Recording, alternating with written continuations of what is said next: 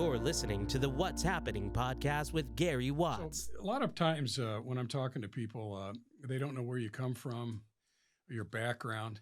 So if you could, tell us about your journey to get to Iowa City and to be the city administrator, and just tell us a little about yourself, your family. Yeah. Well, I appreciate that opportunity. So it's not too often in our profession that you get to pick the community you work in, but I feel like I am very fortunate in that I really wanted to be in Iowa City, and I get to work here.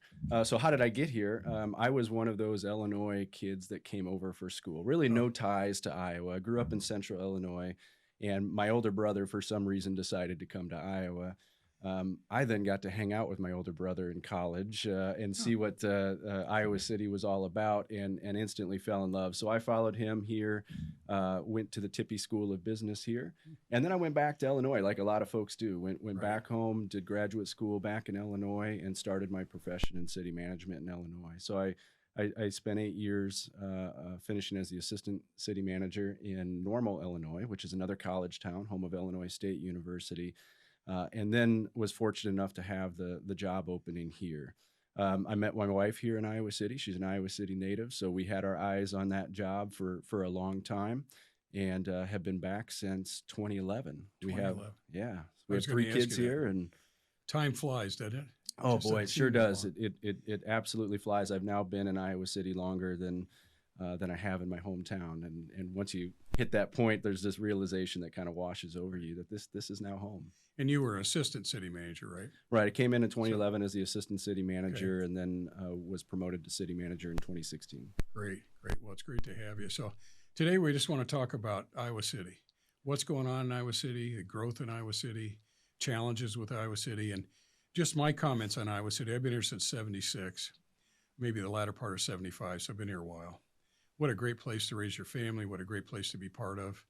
Iowa Cityans are great. It's a diverse population. It's just a great place to be. University of Iowa. Yeah.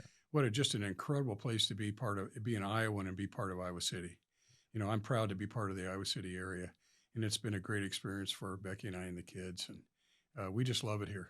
There's no better place. I'd certainly echo that. Just as a dad, seeing my kids grow up here and getting to experience the school system and all the activities that they can become involved with, it's a pretty special place. Right. You never want for anything to do, and then you always got the Hawks. Yeah. And women's basketball this year, men's just incredible things. Wrestling. How can you not talk about wrestling? So anyway, let's talk about Iowa City. So tell us what's happening? Yeah, well, we're absolutely spoiled here, right? The University of Iowa here, and you mentioned some of the athletic success, but you can go down the list, our arts and culture and some of the research that's happening here. I mean, we are truly fortunate to be in Iowa City and have the University of Iowa there. In terms of what's happening, a lot. I remember when I took the job in 2016, my predecessor, Tom Marcus, said to me, hey, it's going to be really busy for 4 or 5 years as you figure out the city manager position. And then you're going to find that you're going to get into a little groove here. Well, I'm 7 years in. I'm still waiting for that groove. It is busy, and there are a lot of things happening. And that's the sign of a growing community, and a community that has a lot of demands and expectations for its government. So I'm sure we'll cover a lot. We've got just a huge investment into our parks, into our infrastructure. We're seeing private development continue to be strong here. So there's never a dull moment at City Hall. Tell us about, I had Jim Connard on a few weeks back. We were talking about trails. And when you're talking about parks, just briefly, and I love Terry Trueblood Park. Terry was a great guy. Miss Terry. But anyway, talk about trails and talk about the parks and recreation in Iowa City. Yeah, so I think the value of those things is really starting to be appreciated as we talk about workforce differently. It used to be that you wanted to attract the big companies and the people would follow, and that whole thing has been switched and kind of flipped on its head. And now you want to build special places, and the companies will follow, or the people maybe don't have to work in the same community as their employer. And that's where parks and trails, those that have invested in those amenities, are really seeing those dividends pay off right now.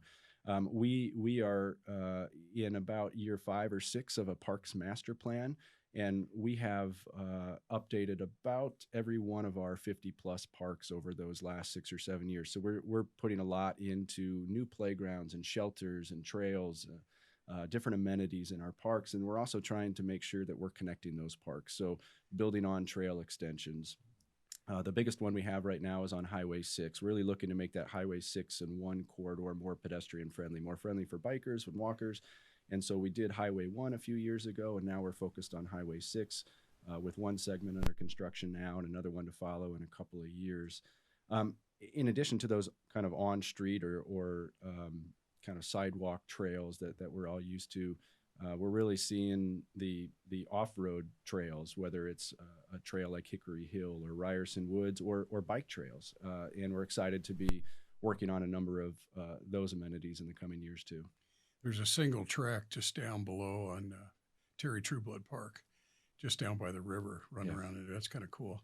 Terry Trueblood Park, you know, you have the little meeting room, or the building was fabulous. Yeah. If you need to rent a room or something, you have a graduation party or whatever, it's a fabulous spot. You know, the trail around it, I think, is a mile and a half, mile and 3/4. I see people on it walking, bikes going on it. I think you got a little setup in summer with paddle boards, kayaks. Yep.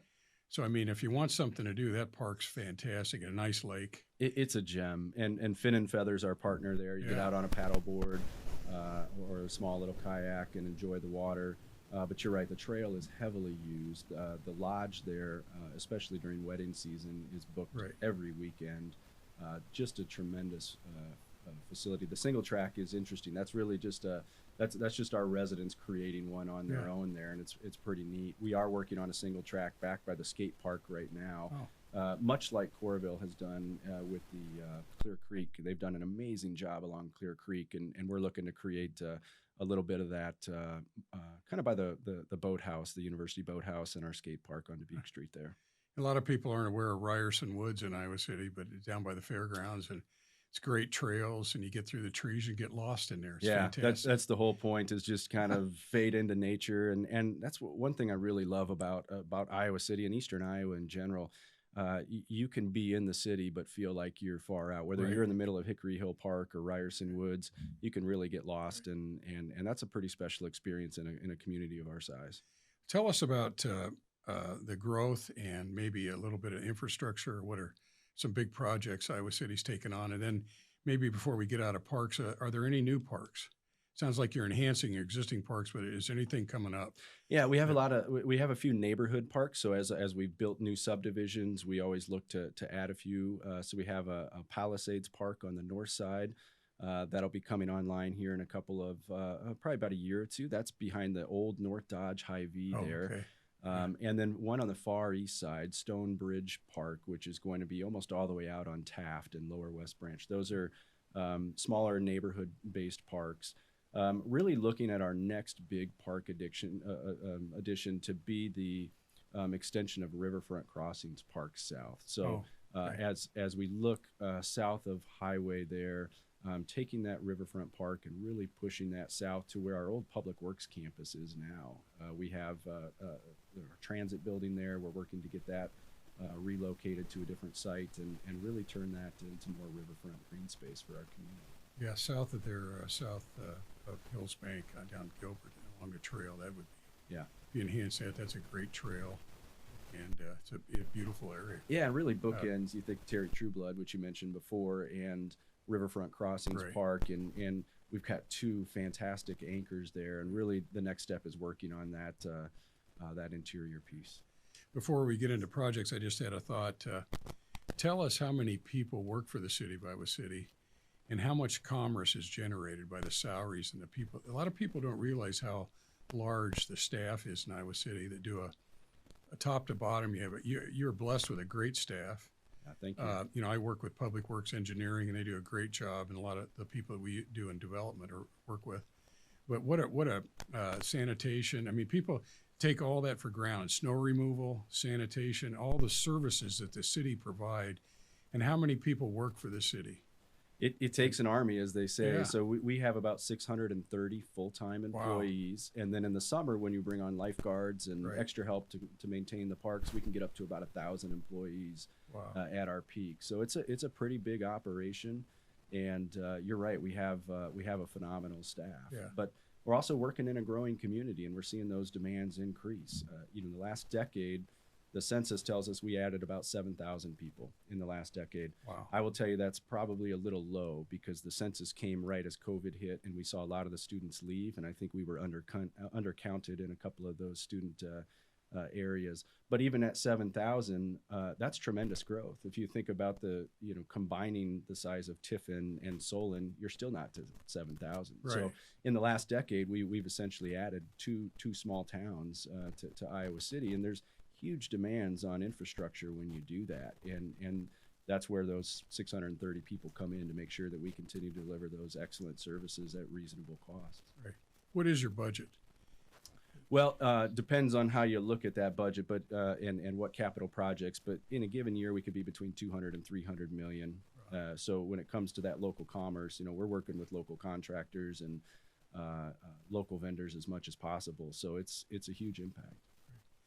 Well, tell us a little bit about growth, maybe again, and then talk about some infrastructure projects. I know when I try to go east on Rochester, you're doing a roundabout. Yeah. And I think there's some things where you're pushing sewer, big trunk lines under the interstate. That's right. Out west. Yep. But just if you want to comment and go through some infrastructure projects, you have your capital improvements. Yeah. So the exciting thing about Iowa City is we're growing in all directions, and that provides us some really neat opportunities. So whether you're looking south, east, or west, or north, we have growth opportunities. And one thing we've really focused on in the last 5 to 10 years is making sure our infrastructure is prepared for that growth. So whether it's building McCollister Boulevard to the south where Alexander School is and preparing that area for development. We're on the east side building out American Legion Road to get to the new Hoover Elementary School and bringing the sewer line up there too. Those areas are prepped and ready to go for growth. On the west side, we're moving in that direction. This coming year, we'll be extending a sewer under 218 to serve that area south of Raritt Road, kind of north of the Menards on the other side of 218 there. It's a major project, multi-million-dollar sewer extension. Unfortunately, when that sewer was put in 40, 50 years ago, it was undersized for development. I don't think the city anticipated building beyond 218 at that time. So really have to go in and build that capacity up and then get it under the interstate. But we'll really be poised to accept new growth in a really planned, thoughtful manner, and excited to see where that goes. In addition, we still have sewer lines, water lines that are 100 years old. We have streets that are 70, 80 years old. So we do have to put a lot into reconstruction and rehabilitation of those older areas. We don't want to lose sight of those older neighborhoods. That's where those investments in older parks or going in like on a Rochester Avenue and rebuilding that street is really important. And when we do that, we try to always leave it better. We don't want to just put back what's there. So when it comes to Rochester, you're going to see bike lanes on that street, really to try to make it a more welcoming street for all users. I think the bike lanes are great. A lot of people, ride their bikes, and to have a little space there where you kind of know it's designated for the bike riders. I think that's another neat thing about Iowa City. It's a welcoming, great bike community. Yeah, and as we put more in, I think people become a little bit more accustomed to them. It's kind of like roundabouts. The first few that go in, you're a little iffy and you're not sure how that's going to work. And then the more you do it, the more people get accustomed to it. The more bikers you see, the safer it becomes. So we're continuing to double down on those investments. Yeah, it's like Mormon Trek. It took me a while to get used to coming over, and went from 4 lanes to 3 lanes, but it just takes a little while. Then you get used to it and you understand the significance of it. And I think the traffic flow is great.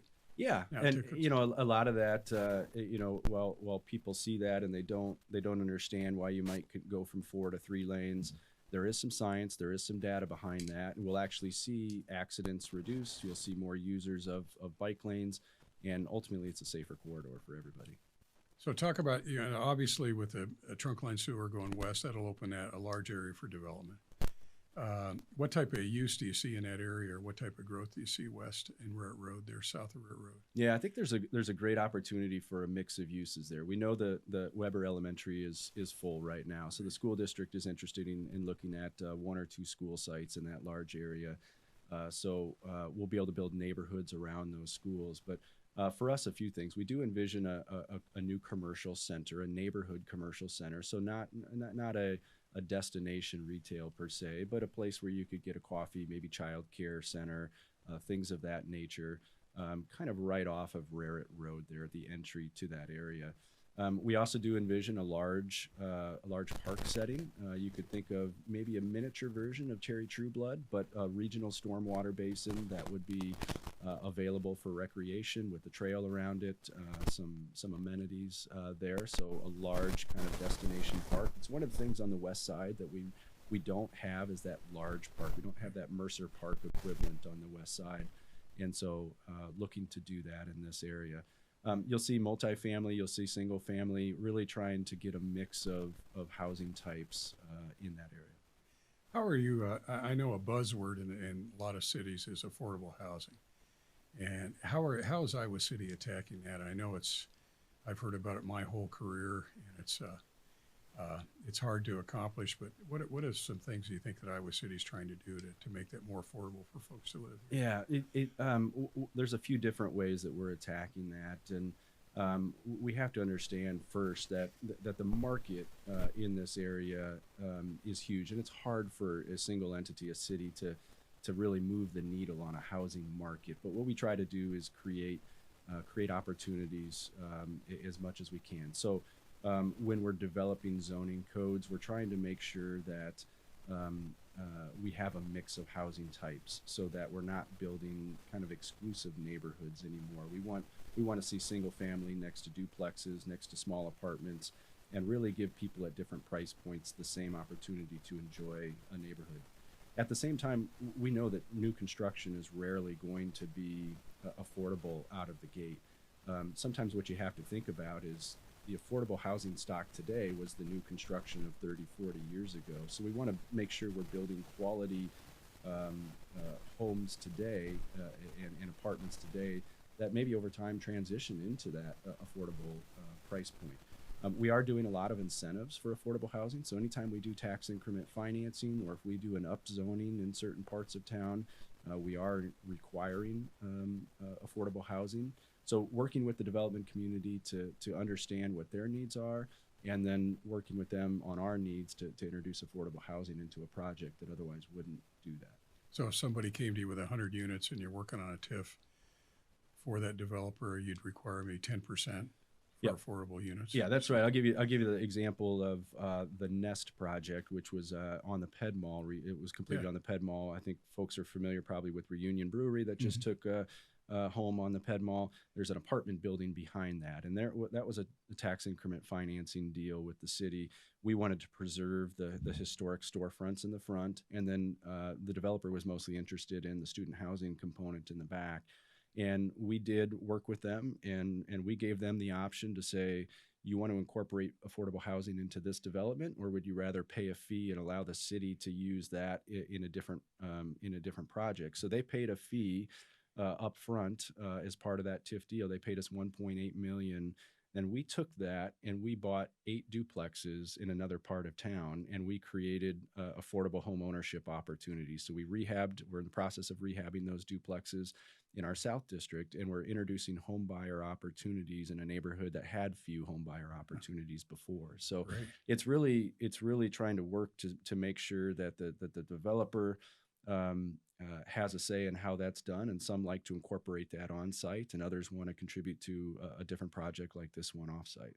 Another thing you might want to comment on is just to ask you about is the financial strength of Iowa City. It's incredible. Your bond rating, and that allows you to do TIF areas and do some incentives to developers to come into Iowa City. And do you have any comments on the financial strength of Iowa City? Yeah, it's a tradition decades in the making. So I certainly don't take credit for it, but I feel a great responsibility to steward that forward. We are one of 4 communities in Iowa to have a AAA bond rating. That means more of our dollars are actually going to projects than interest payments. It allows us some additional flexibility to be a little bit more aggressive on infrastructure investments and anything else that may come up. But the financial foundation of a city is that bedrock. It allows us to weather the storm, so to speak, and we've experienced that. Whether you're looking at COVID or floods or whatever challenges come your way, when you have that financial stability, you can respond to those in a confident, aggressive manner. As soon as that starts to slip, you become a little bit more vulnerable to those swings in the economy or those disasters that you may be confronted with. So we take our financial stability very seriously. We continue to want to have that solid foundation that is going to allow us to invest today, but also make sure that the generations that come after us will also enjoy that ability to invest and pursue opportunities. From Iowa City's perspective, obviously we had horrible floods in 8, I think 95, 90, I don't remember all the dates, but I know they were awful. So Yeah. a lot of the University of Iowa was affected along the river and a lot of buildings. But what's went on in Iowa City since the floods? What type of, I know we probably had a lot of federal funding with berms and Yep. and bridges and whatnot, but what can you tell us a little bit about how we rebounded after the floods? Yeah, and you're looking at 15 years, which may feel like a long time, but it's really not a long period of time. And you look at the university, and you have a beautiful New Hampshire building. Yeah. You have the School of Music downtown. You have the Stanley Museum of Art downtown. You have fantastic amenities. So in a lot of ways, there's some silver lining to that flood when you look at those university facilities and how they've been able to bounce back and offer just some world-class arts and culture types of facilities for us. In terms of Iowa City, we've really had to take a hard look at our infrastructure. People are probably most familiar with that Gateway project that we did a few years ago. That was elevating Dubuque Street about 10 feet in most locations, putting in a new Park Road bridge that makes it all a little bit more flood resilient. But we also haven't stopped with property buyout. And our first priority is to get property and people out of harm's way. We know there will be another flood. We don't know when. Yeah. So even on our next council agenda, we have another flood buyout. And we're over 100 properties bought since 2008, removing single family structures mostly from flood's way. And we continue to do that as aggressively as we can. I forgot about Park Road. That was a long project, but Yeah. what a great project. And the bridge is really neat. And it didn't seem like you raised it 10 feet, but you Yeah.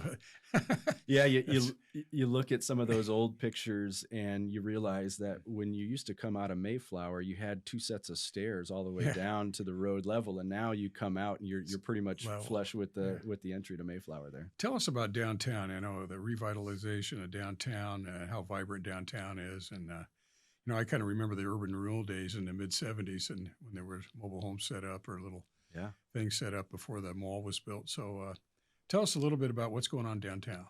Yeah, a lot, and that's super exciting. So, I'll talk about the city strategy, but before I do that, I want to just mention how important and impactful the business association has been. The Iowa City Downtown District is in its 11th year, I believe, right now. And they, just by coming together as a business community and choosing to reinvest in the place that they call home, has had a huge impact. And downtown has improved and grown so much in that 10 years. The city could never have done that alone. It's really credit due to the businesses down there, to the district staff, Nancy and Betsy and the entire team there. From a city standpoint, what we've looked at is, number one, investing in infrastructure. We had a lot of infrastructure that needed work, both below ground and above ground. So we've had some painful public improvement projects there. We had to rebuild Washington Street. We rebuilt the Ped Mall. We're getting ready to do the same with the 1-block stretch of Dubuque there. But those are critical infrastructure investments that, once completed, really set the stage for another 40, 50 years of vibrancy downtown. We've also invested in the hospitality industry. One thing downtown Iowa City lacked for a long time was a lot of hotel beds, and that's something over the last 10 years we've worked to change. We know that many of the people visiting this community are doing so because of the university, yet most of the hotel options were along the interstate and off campus. So we worked really hard, used tax increment financing and other developer incentives to bring in new hotel opportunities. So you have the Chauncey building, you have the Hilton Garden Inn, the Element, the Hyatt. All those new additions have created new opportunities to serve that tourism industry downtown. And then we've seen the evolution. I think 15, 20 years ago, downtown Iowa City was largely a university district. It was a bar district. And we're seeing greater diversity in office, greater diversity in residential and retail down there. So really happy with the trajectory of downtown Iowa City, and excited to see what the next few years bring too. I can remember when Mark Moen put up the towers, the first tower, and what a fantastic building that is, and a great living environment if you want to be downtown and enjoy all the fun things going on in downtown Iowa City. And I don't even know when Mark did that. It might have been 20 years ago, 15, 20 years ago. Yeah. And I remember he was starting out, I go, would somebody live downtown in a condo? And of course, in Iowa City, 14 stories is a lot. It's really high. Yeah. So, and you get the big cities, it's nothing. But what a great, I know some people live there and they love it. So Yeah. what a great alternative if you want to live downtown. We've got some great places downtown to live. Yeah, one of the special things about downtown is the arts and culture scene. Yeah.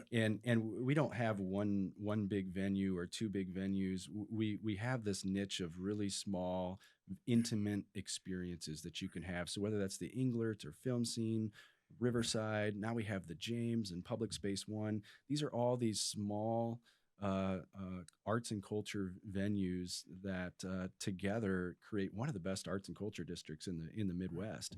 And what I love about it is that there's something to do year round. You can watch a movie outdoors when it's nice. You can catch a concert at the Englert during the middle of winter. So that arts and culture scene is really a heartbeat for us down there. Tell us about some of the events downtown you have. I don't know if they still do it, but they do the sand where they make sculptures out of sand. Yeah, we don't do that anymore. That was cool. That was a neat event. Yeah. Was there a chalk? The walk kind of Yep. chalk. Midwest One sponsors Rock the Chalk every year, Chalk. and That we have fantastic artists, both Right. Everything from our elementary age students here drawing on the streets Right. to professional artists doing Right. some amazing work. When the weather turns, really if that spring till about when football season starts, it's rare that there's a weekend that goes by without something happening. We have parades, we have Friday concert series, we have 2 or 3 day festivals. So you have the traditional Arts Fest and Jazz Fest that everybody's used to. You've got the new Block Party that was introduced a few years ago, which has just been a phenomenal event for downtown Iowa City.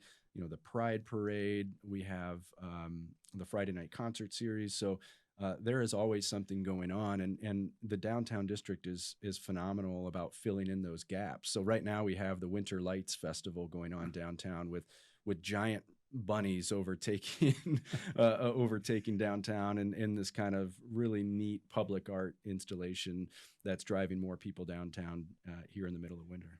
And if you haven't been to Jazz Fest, you're really missing it. That's just unbelievable. And I think that's 3 days, isn't it? Yeah. What great musicians that come in from all over. Yeah, and that partnership with the university is so special too. I mean, how cool is it to be on the Pentecrest lawn taking in that music? That's fantastic.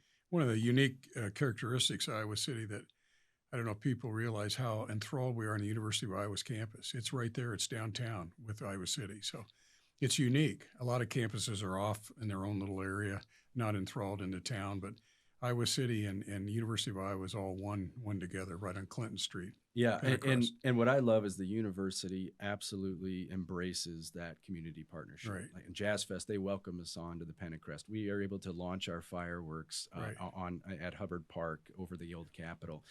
A lot of universities would shy away from that type of community engagement, and here we're fortunate to have the University of Iowa who embraces that. Right. Another thing I do is I'm a member of the Wellness Center, University of Iowa. And every time I go in there, I think it's a $70 million, I don't know how much it is, but a lot of money. It's fabulous. I wish I kind of was a student again and I could go into that place, but there's every type of equipment. The pools are fantastic. How about that rock wall? Oh my, I can't do that. The climbing wall, amazing. I can get two layers up and I fall. But hey, while we're talking about pools, let's talk about City Park Pool, which is just a gem. I swim a little bit, and then downtown, Robert A. Lee Center, Yeah. and then Mercer, of course. What fabulous alternatives we have for pools. And the City Park Pool's a gem. I heard it was built in the 50s. I didn't know that because I kind of swim with a group. We go in the sun in the summer when you go early morning around 6 a.m. There's nothing better. The sun's coming up. Yeah. You're in the pool. But tell us a little bit about what's going on with the pools. And I know there's got to be some renovation and some work. And what are your thoughts on swimming in Iowa City? Well, first of all, I think it's an understatement to say you're a little bit of a swimmer. I know enough to say you're being pretty humble there, but we do have tremendous swimming facilities here, and it all starts with City Park, and that is a truly unique gem here in Iowa City. It is one of the oldest swimming pools in the Midwest, and it does need attention. We are losing quite a bit of water. We have outdated mechanical systems, so it needs a full refresh. And we started to do some preliminary master planning this past year, and clearly heard from the community how important that facility is, and we know how much how people are passionate about that facility. So we're going to be moving into a design phase because we anticipate the reconstruction of that pool here in probably 2025. And we need to find that balance of preserving that unique character while also making sure that we're welcoming all types of swimmers and all types of users of different abilities. And right now the pool is really fantastic if you are a lap swimmer, if you have swimming abilities, if you have caretakers that can guide you in that pool. But for people just becoming swimmers, that pool is not as welcoming, and we want to make sure that we can make some changes that allow those other users to enjoy it too. So we'll be going through a design process here, probably in the next year. Very kind of community input focused process, and really trying to find that balance of preserving that beautiful quality of City Park Pool and Upper City Park, but opening it up for additional users too. And the same with downtown, the Robert A. Lee Pool. What a nice, and that's another older facility. I'm sure it needs some updating, but what a great little pool that is, and a fun. I go down there once in a while too. So tell us about that. There's probably some things happening that need some infrastructure. Yeah, well, yeah, definitely. That Mercer Pool is about the only one that's really in a good spot right now from the infrastructure. Both City Park and Robert A. Lee need multi-million-dollar investments, and I think we need to ask ourselves the question as a community, and we've started that process of, do we want to reinvest in have that 3-pool system, or do we want to introduce a new use to Robert A. Lee and rely on the 2-pool system? The people that use Robert A. Lee are very passionate about it, and it is absolutely a gem. But we want to see that number. We want to see those numbers grow. So we really want to see more swimmers in the pool, and that'll give us the confidence to invest in that facility. It isn't outside of lap swimming, swim lessons, and water aerobics and things like that. We don't get a whole lot of general swim there. So we've got to figure out what that niche is and really try to get those numbers up. But truly fortunate to have that type of swimming facility in downtown, and then on the east side and in City Park. Of course, a couple, Robert A. Lee, then you got the Wellness Center, and there's like 3 areas to swim in that. They got like 2 areas of full, and then you can go to the diving well. So all kinds of places to swim in. And they have a really nice pool that is friendly to kids too. And that's one of the things. Robert A. Lee is a very traditional pool, and built at a time when that's how you built pools. But I know just having young kids, they get invited to a number of birthday parties and special events, and they're at the Wellness Center. They're not taking place in our facility. So we have to ask ourselves that question.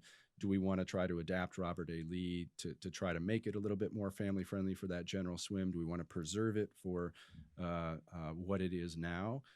or do we want to kind of clean slate and imagine what it could be with any other number of uses that might be of interest in the community? A lot of communities have a splash pad. Is Iowa City downtown? Obviously, they have the fountains, but is there a splash pad for kids and grandkids? Yeah, we do. We have 3 splash pads. We have 2 kind of on the south side. So Weatherby Park, Fair Meadows Park on our south side both have your splash pads, and then one on the west side too. We have a little spray park on the west side too. Great.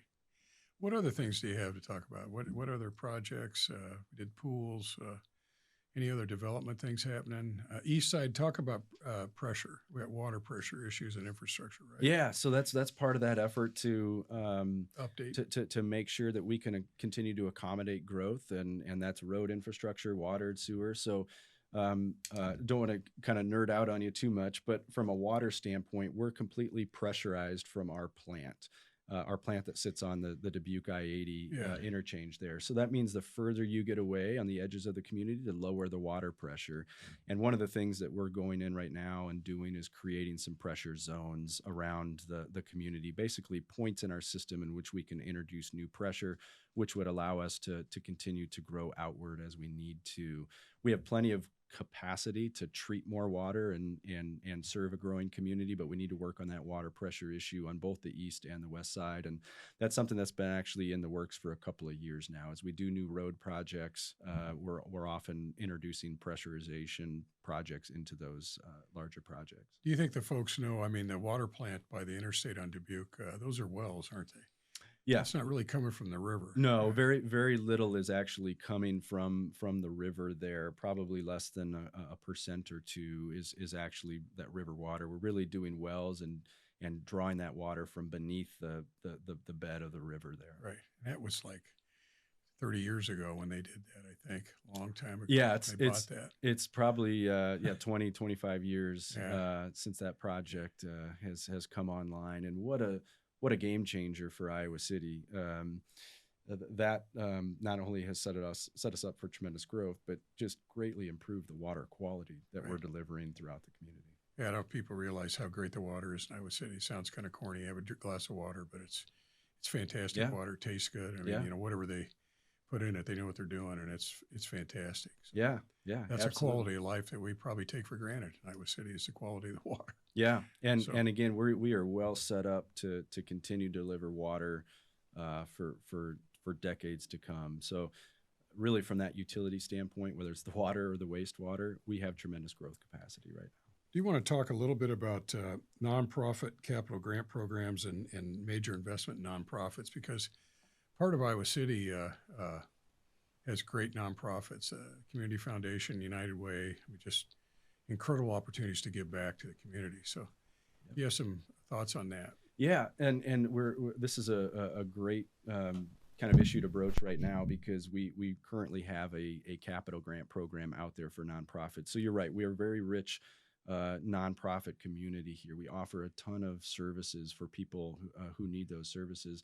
But oftentimes, while the cities fund some of those operations, we don't always focus on the capital side of things. And one thing that came out of COVID relief at the federal level was some discretionary dollars. You might hear cities talk about ARPA dollars. It's the American Rescue Plan Act. And cities were each given a sum of money to invest in the community in the way that they see fit. And one of the things we're doing with ARPA dollars is we're investing in the capital side of nonprofits. So there's a grant that's currently available now that the council will probably be looking at in the next 30 to 60 days on how do we invest in some of the nonprofits to set them up to serve the next 20 or 30 years. So really looking to build that capacity. We saw how important those nonprofits were during COVID, whether it was standing up remote sites for students to engage school on with the NEST program, or people that needed food security, rent assistance. We couldn't have done that alone as a government and provided the supports that were needed. We had to work with nonprofit partners. So we're going to use some of this relief dollars and really try to strengthen our nonprofit community. Tell us a little bit about the homeless situation in Iowa City. I know we just expanded the shelter house. I know they do a really good job with folks. But is that how much of an issue is that for folks in Iowa City. Yeah, well, homelessness across the country is a major challenge right now. It has been for decades, Right. but I think coming out of COVID, we've seen a number of cities that have had homeless populations swell up. One thing I'm really proud of here is how this city and this community has adopted to the housing first model. It's something that we were working on in partnership with Shelter House well prior to COVID. And when I say working on with Shelter House, I've got to give them the credit. They are the architects of this. But we worked with them to say, you know, how are we best going to serve the chronically homeless population that we have here? And the housing first model says, let's get them into housing first, and then let's work on any underlying issues, whether that's substance abuse, mental health issues, whatever challenges they have. Let's get them into safe housing first, and then work on those. So you've seen the Cross Park Place or the new 501 project at the Shelter House. And really what the Shelter House did is they worked with law enforcement, they worked with the medical community, and they said, who are the most frequent users of facilities? Who is most frequently going to the emergency room? Who's most frequently being in contact with law enforcement because of their homeless situation? And let's save those dollars and by not utilizing those resources and put them into housing. And we've seen tremendous success there. More investment is needed. We certainly have not solved homelessness and probably won't in any time soon, but I think we have a model that truly works. So really looking at how do we bring people into housing first and then that wraparound care to get them the stability that they need. Well, another thing that I think about all the time in the real estate business is how great our school systems are. Yeah. And the Iowa City schools and all our elementaries, and you talked about maybe some things coming in on the west side and Scanlon Farms to the north, Liberty High School, and just, when you think of Iowa City, a place to live and grow and raise your family, look at all our school options. Yeah, the schools are just phenomenal, and I got to experience that firsthand. I've got one in junior high and two in elementary school, and our experience has been just tremendously positive. The facilities are amazing. The community approved the big bond issue, and the school district does a fantastic job of continuing to invest in those facilities. And then you're seeing this more of a move to innovation in the classroom too. And I think we have one of the best public education systems in the state for sure. And that's, if we want to continue to grow as a community, you have to have that public education system strong. So really fortunate here with the Iowa City School District and Clear Creek and all the ones in the outlying areas. The whole surrounding area is just growing and it's just doing great. So. Yeah. It's fun to see that growth, and I mentioned Tiffin and Solon, Coralville, right. North Liberty. There's enough growth to impact all those jurisdictions, and it's kind of fun to see Johnson County expanding in all those different areas. Right. Yeah, and including Lynn County, Cedar Rapids. Like the number of companies coming in the south side of Cedar Rapids all the way down to the Swisher exit. Yeah.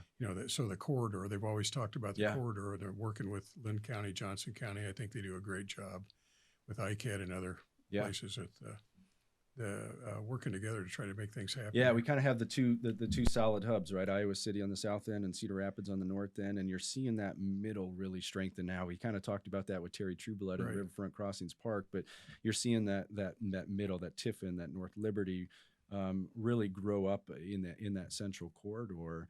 And some of those, the investments taking place in that corridor are amazing. Look at the University Hospital that's being built in North Liberty. Yes. You're seeing companies invest there, and really, from that workforce standpoint, being able to get into Lynn County and Johnson County, that's that sweet spot in that corridor. Look at the I-80 overhaul with 380. Yeah. That's an amazing project. I think it's ahead of schedule, but what an incredible. If you think about the amount of commerce on I-80 and 380, I think it's one of the busiest intersections or crossroads in the United States. It's certainly hopping, and that was a tough project, but it looks good now, and I think it's gonna help out in the long term. Yeah, it'll get us going around faster without slowing down, and those tighter curves, which were dangerous. Yeah, and I think 50 years ago, people didn't anticipate this kind of growth, which is great. Right. So anything else that you want to talk about? I'm a native Iowan. I've been here my whole life. I love it. I love the people. There's not a better place in the Iowa City area. Iowa City, There's just so much to offer schools, the city. And I also want to comment on to be mayor and your city council. What a great folks that you work with. I think a lot of people don't realize how dedicated they are, how much work it is to be involved in a council and the mayor, how many meetings they attend to. I think that they see them maybe once in a while on screen, but they don't realize how dedicated and how hardworking those folks are. Yeah, I appreciate you bringing that up. And whether you're talking about a city councilor or a school board member, Right. these are essentially volunteers. If you're a Right. school board, you're not paid at all. If you're on city council, Right. regardless of your jurisdiction, you're getting paid very, very little, Right. a small stipend for your work. But you're right. In addition to a couple of meetings a month, these folks are. This is essentially a full-time Yeah. job. We're delivering them 700-page packets that they have to Yeah. review before these meetings. They have a lot of demands from constituents to go to different events, to talk to neighborhood associations about things that are happening. These are dedicated individuals, and in this day and age, when everybody is so busy, to be able to find people to raise their hand and say, yes, I'd like to take this on. I'd like to represent the city, and I'm gonna, in addition to my full-time job and my family, I'm going to be able to put in 20, 30, 40 hours a week to serve the community. We are so fortunate to have the quality of people raise their hand and say, yes, I want that. Well, it's easy to complain, but if you want to do something about it, run for a city election or school board, like you said, and get out and let your voice be heard. And I think in Iowa City, we do a good job with that. Yeah. Oh boy, there's no shortage of of ideas and Right. and thoughts in Iowa City, and that can be challenging for a city. Right. But you have to learn to embrace that. Right. And we have a lot of great ideas that come from the public, and a lot of ideas that we initially put out there are shaped by the public, and the end result is much stronger. I'll go back to the pools. We've been talking about pools for the past year and a half, and Right. we put some different thoughts and ideas out there, and the community's helped steer us in a little bit different path. And I think the end result, whenever we get there, is going to be much stronger than you would see in a community in which the residents maybe aren't as engaged as they are here. Anything else, Geoff? This has been fun. It's been enlightening. As we all know, it's a great place to live and work and play and raise a family. There's so much going on in Iowa City in the area. It's just fun for me to have you here and talk about Iowa City. Yeah, I appreciate it. I'll mention one other thing, and that I'm really excited about. We talked about the downtown district and the businesses coming together there. It's called the Self-Supported Municipal Improvement District, which is a mouthful, but it's essentially a way of saying these property owners came together. They agreed to tax themselves at a higher rate, and they get to take those extra tax dollars and invest it in the area in which they work. And that's what's been happening in downtown for about 10 years now, and we've seen the benefits of that. Well, we have a new Schmidt in town now. It's called South of 6, and it's really what the community used to kind of think of as Pepperwood Plaza. We used to have the Kmart there. If you go Right. way back, the Best Buy was there.